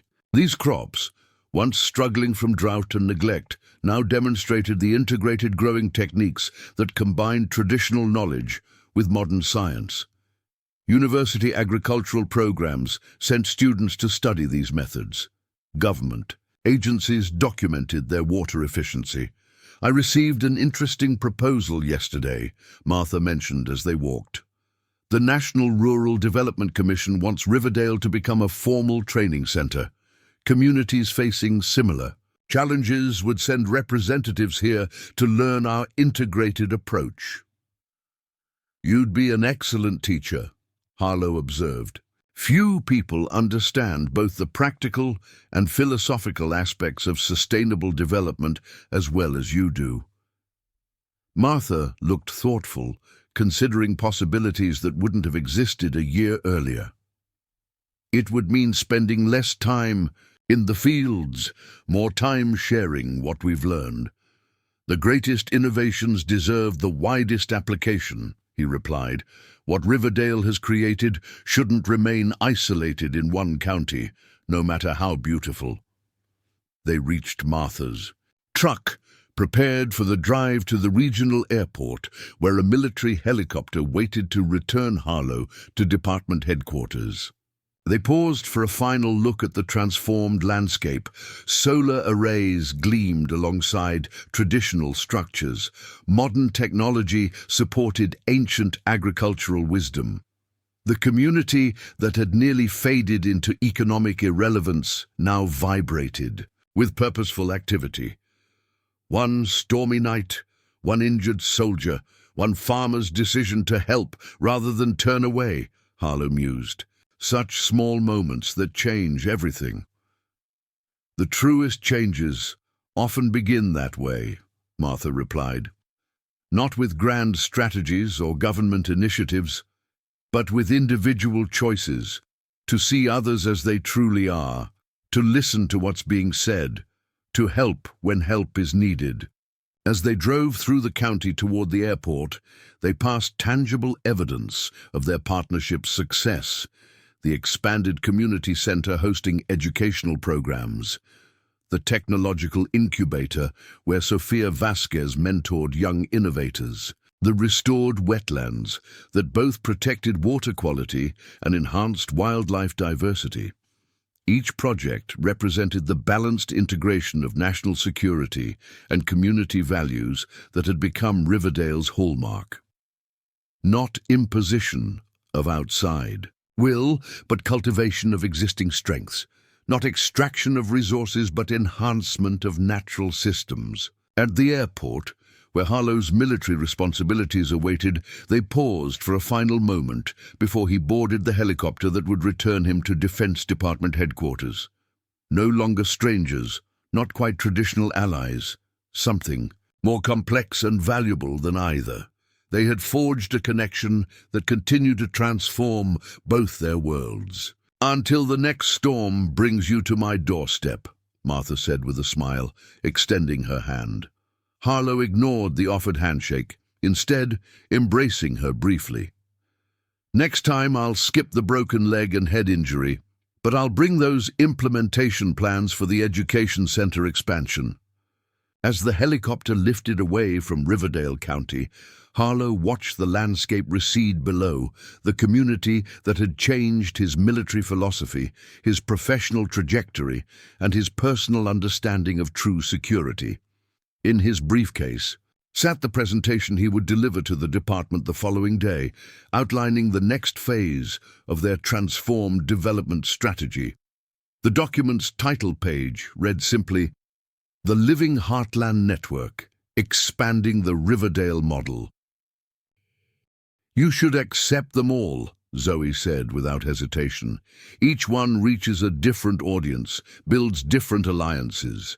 Dad always said change requires multiple vectors of influence converging on entrenched systems." The insight reflected how thoroughly Daniel's analytical approach had shaped their thinking, becoming integrated into their strategy for creating lasting reform rather than mere temporary outrage. Multiple vectors of influence, legislative, judicial, technical, educational, cultural, all necessary to transform deeply embedded practices. "What about you?" Rebecca asked. "You've had your own offers from what I hear." Zoe nodded, her expression thoughtful. "The Electronic Frontier Foundation wants me to join their technical team developing surveillance detection tools. The Stanford Center for Internet and Society has offered a research position focused on technical safeguards against algorithmic targeting. And there's a startup founded by former intelligence professionals developing ethical alternatives to current surveillance architectures. All perfect fits for your technical skills and ethical framework," Rebecca observed. "Which one feels right?" "None of them. And all of them," Zoe replied, with the confident clarity that increasingly defined her. "I'm going to finish my graduate work first, then collaborate across these organizations rather than committing exclusively to any single one. The problems we're addressing exist at the intersection of technology, law, policy, and ethics. We need integrated approaches rather than siloed expertise." Her strategic thinking reflected a maturity beyond her years, a perspective shaped by their extraordinary journey from that first shocking discovery to their current roles as recognized leaders in a growing movement for intelligence, accountability, and reform. As night settled over the capital, Rebecca found herself reflecting on the physics principles she had taught for so many years before their lives had been transformed. Conservation of energy, transformation of states, the relationship between pressure and resilience. Daniel's hidden documentation had contained potential energy, truth recorded but not yet released into the world. Their actions had transformed that potential into kinetic force, creating momentum that had ultimately overcome the immense resistance of entrenched systems and powerful interests. And through the pressure of that process, both Rebecca and Zoe had discovered reserves of resilience they hadn't known they possessed. "Tomorrow's the university panel, right?" Zoe asked, breaking the contemplative silence. "The one with the law and engineering students?" Rebecca nodded. "Joint session at Georgetown. Ethics, Technology and Democracy. Lessons from the Sentinel Disclosures. They're expecting over 300 students. Mind if I join you for that one?" Zoe asked. "I'd like to connect with the engineering students who are focusing on building privacy protections into core systems rather than adding them as afterthoughts." "I'd welcome the company," Rebecca replied. "These students represent exactly the integration of technical expertise and ethical framework we need moving forward. The next generation of developers and designers who understand that technology embodies values, not just functionality." The following morning, as they made their way to Georgetown University, Rebecca noticed Zoe examining the data on her secure phone with particular intensity. "Something interesting?" she inquired as their driver navigated the capital's morning traffic. "The first technical assessments of the agency's implementation plans for the reform legislation, Zoe replied without looking up. They're already trying to reinterpret key provisions, particularly the limitations on algorithmic targeting of protected First Amendment activities.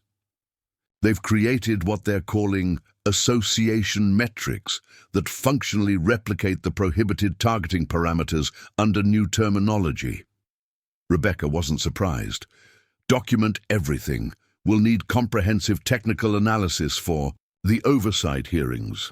This is exactly why the legislation included independent technical review requirements, because systems of power rarely relinquish control without sustained pressure and accountability. The exchange illustrated how thoroughly their roles had evolved over the past 2 years. What had begun as a widow and daughter making sense of a shocking discovery had transformed into a sophisticated operation integrating legal, technical, media, and policy expertise to create sustainable reform. The university auditorium was filled beyond capacity when they arrived, with students sitting in aisles and standing along the walls. Rebecca recognized the hunger for practical ethical guidance in their expressions. Future lawyers and engineers trying to understand how to navigate complex ethical terrain in systems designed to compartmentalize moral responsibility. As she prepared to address these students, the next generation of technical experts, legal advocates, and policy developers, Rebecca thought about the hidden room that had started their journey. Daniel had created that space to document truth when systems failed to uphold their stated principles. Now Rebecca and Zoe were helping create systems less likely to diverge from constitutional values in the first place, transforming isolated documentation into structural reform. Before we begin, Rebecca said as she took the podium, I want to acknowledge that the technical, legal, and ethical challenges we're discussing today may seem overwhelming. The systems involved are complex, the interests powerful, the trade-offs difficult to navigate. She paused, surveying the room filled with young faces. But I'm here to tell you that individuals still matter enormously in these systems. My husband was one engineer who chose to document what others accepted or ignored. His choice, and our family's decision to honor his courage by continuing his work, ultimately created changes that countless expert commissions and blue-ribbon panels had failed to achieve for decades. The attentiveness in the room was palpable. Hundreds of future professionals absorbing not just information, but inspiration, seeing pathways for their own potential impact within complex systems. The question each of you will face throughout your careers is not whether you have the capacity to affect these systems, you unquestionably do, but whether you will recognize the moments that demand moral courage and professional integrity. Those moments rarely announce themselves clearly.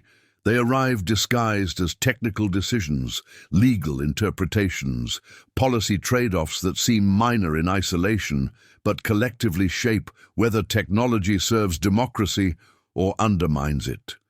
As she continued her address, Rebecca felt a profound sense of purpose that had emerged from the crucible of their experience.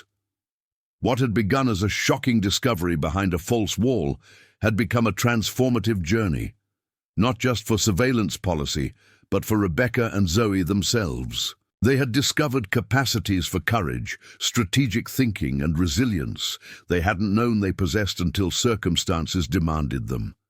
They had transformed grief into purpose, trauma into determination, isolated documentation into systemic reform, and in doing so, they had honored not just Daniel's memory, but the constitutional principles he had sacrificed to defend. The hidden room that had once concealed truth had ultimately revealed something far more significant: the enduring power of individual conscience, family bonds, and moral courage when aligned with fundamental democratic values. As Rebecca concluded, Her remarks and invited Zoe to join her for the student questions. She recognized that their journey had come full circle, from discovering hidden truth to inspiring others to stand for principles when systems failed to uphold them. The false wall in Daniel's workshop had concealed more than documents. It had hidden a legacy of moral courage that had transformed not just surveillance policy, but the lives of everyone it had touched. A legacy now continued through each student, activist, legislator, judge, and citizen committed to the ongoing work of aligning powerful systems with foundational democratic principles. What historians now describe as the discovery that fundamentally altered America's approach to balancing security and liberty began behind a false wall in a grieving widow's suburban garage workshop, all set in motion by one woman's determination to understand her husband's final project, a chance finding that would eventually bring congressional delegations to her testimony, trigger emergency White House policy reviews, and ultimately rewrite the legal framework governing surveillance authorities across the nation. Up next, you've got two more standout stories right on your screen. If this one hit the mark, you won't want to pass these up. Just click and check them out. And don't forget to subscribe and turn on the notification bell so you don't miss any upload from us. Its contents detailed not a military acquisition plan, but a partnership framework that would preserve local knowledge while creating sustainable security infrastructure. Not extraction of resources, but exchange of wisdom. Not standardization, but celebration of distinctive character. Martha watched the helicopter disappear into the blue prairie sky before turning her truck back toward the county. The wheat fields needed attention. The irrigation systems required maintenance. Community members would be gathering to discuss the training center proposal. The work of balancing tradition and innovation, preservation and progress continued daily, not as opposing forces, but as essential partners in creating a future worth inhabiting. As she drove the familiar county road, Martha reflected on the extraordinary year that had unfolded from one simple choice on a stormy night. Opening her door to a stranger in need had initiated changes far beyond anything she could have imagined, not just for Riverdale County, but for communities across the country now following their model. The true power of their story, she realized, lay not in dramatic confrontation or government conquest, but in the recognition that lasting change emerges from genuine connection. Harlow had come to her farm seeking understanding of what his department would transform. He had departed transformed himself, carrying new vision back to military headquarters where such perspective rarely penetrated. Riverdale County spread before her as she descended the county road, no longer struggling against extinction, but flourishing through adaptation. The community had preserved its core identity while embracing necessary evolution. The department had maintained its security mission while rediscovering its founding principles. Together, they had created a third path where conventional wisdom insisted none existed, and it had all begun with the simplest of human responses: compassion for a stranger in distress, an injured soldier appearing on a stormy night, and one farmer's decision to help rather than turn away. In that moment of basic human kindness, worlds that seemed irreconcilable had found their first connection, their first possibility of understanding, their first step toward partnership rather than opposition. As Martha returned to her revitalized farm, the morning sun gilded the prairie in the same amber light that had illuminated Harlow's arrival 1 year earlier. The cycle had completed itself, yet the story continued unfolding, not just in Riverdale County, but in every community where people dared to imagine a future built through collaboration rather than conquest, through respect rather than exploitation, through partnership rather than dominance. The legacy of that stormy night had become something far greater than either Martha or Harlow had imagined possible. a living demonstration that compassion creates possibilities that calculation alone could never discover. In helping an injured stranger, Martha had not only saved Harlow, but had initiated a transformation that continued to expand beyond their county, beyond their partnership, beyond their individual lives, a ripple effect of positive change born from one simple human choice to extend a hand when it was needed most. Looking toward the eastern horizon, where the military helicopter had disappeared, Martha recalled the words her grandmother had spoken decades ago, words that now carried new meaning. The smallest seed of kindness, planted in the hardest ground, often grows the strongest tree.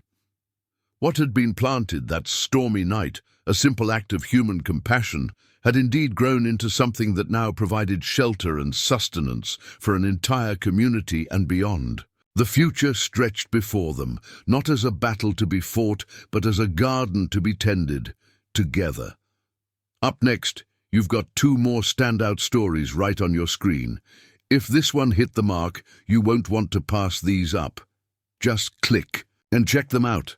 And don't forget to subscribe and turn on the notification bell so you don't miss any upload from us.